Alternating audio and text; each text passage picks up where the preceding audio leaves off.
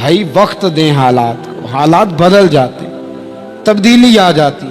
اللہ تبارک و تعالیٰ کمزوروں کو طاقتور کر دیا کرتا ہے، غریب کو امیر بنا دیا کرتا ہے۔ اللہ تبارک و تعالیٰ ان لوگوں کو جن کی کوئی آواز سننے والا نہیں ہوتا، ان کی چھوٹی آواز کو اللہ قوت دے دیتا ہے، طاقت دے دیتا ہے۔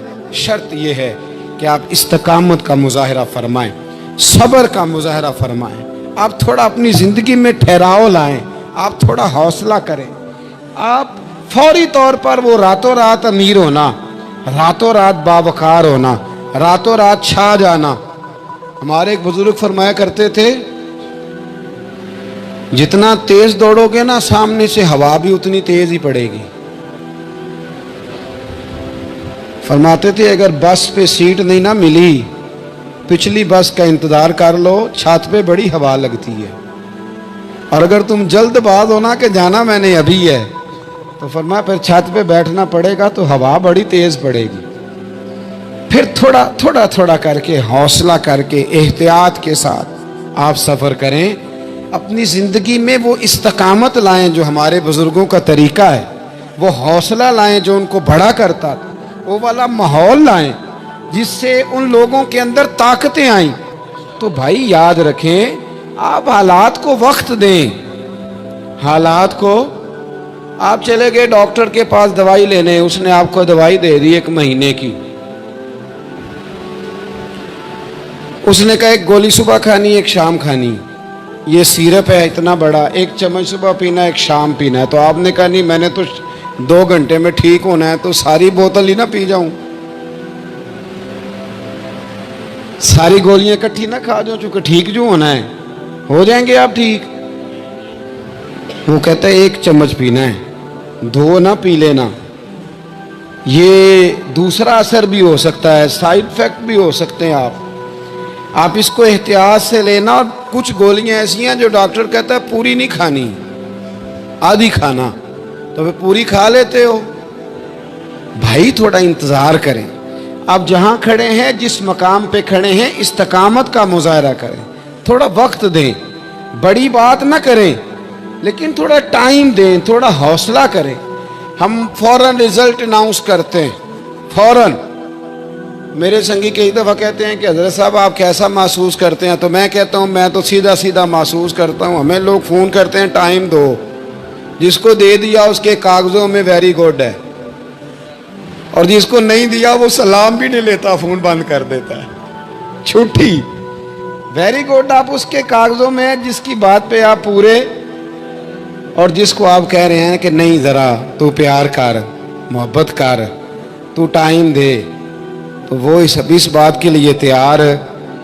تو آپ صبر کریں، آپ حوصلہ کریں، آپ جس سٹیٹس میں، اور زندگی میں یاد رکھیں جتنا کوئی آپ کو اونچی اور بڑی جگہ پہ بیٹھا نظر آئے گا نا، اتنا زیادہ آزمائش کا شکار ہوگا وہ شخص۔ اس کے لیے روز ایک چوراہا ہے، روز ایک چوک ہے۔ اگر 20 لوگ آپ سے روزانہ رابطے میں ہیں تو آپ ایک جگہ پہ جا سکتے ہیں، یا 2 جگہ پہ 17-18 نے آپ سے ناراض ہونا ہے۔ آپ محسوس کریں اس بات کو۔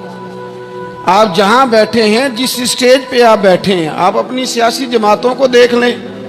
10 بندے نکل کے ادھر چلے جاتے ہیں تو 5 نکل کے ادھر چلے جاتے ہیں، تو 6 اپنے الگ ایک گروپ بنا لیتے ہیں، تو 7۔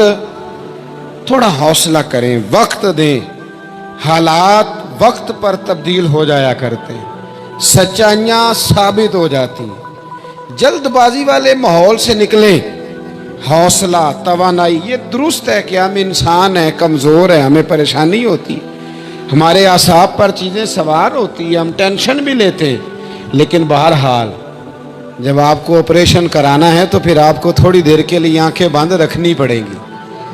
جب آپ کو ٹھیک ہونا ہے تو پھر آپ کو بیماری کو وقت دینا ہی پڑے گا، پھر آپ کو انتظار کرنا ہے۔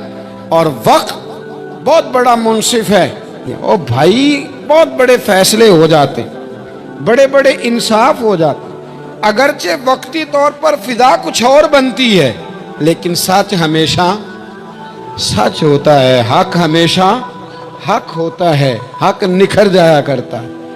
بہت سارے جھوٹ اور پراپوگنڈے کے بیچ میں سے سچ میں طاقت ہوتی ہے۔ وہ خود اپنی قوتیں بنا کے بیچ میں سے اڑ جایا کرتا ہے اور اڑ کے وہ چھا جایا کرتا ہے.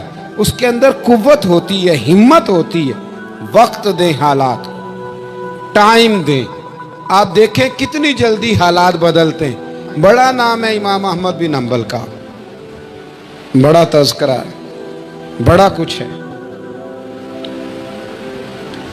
پتہ ہے آپ کو کہ امام احمد بن حنبل کتنا عرصہ جیل میں رہے ہیں؟ امام صاحب کو اتنے درے مارے جاتے تھے کہ جب آپ کا کرتا اتارا جاتا تھا تو اس سے خون نچڑ رہا ہوتا تھا.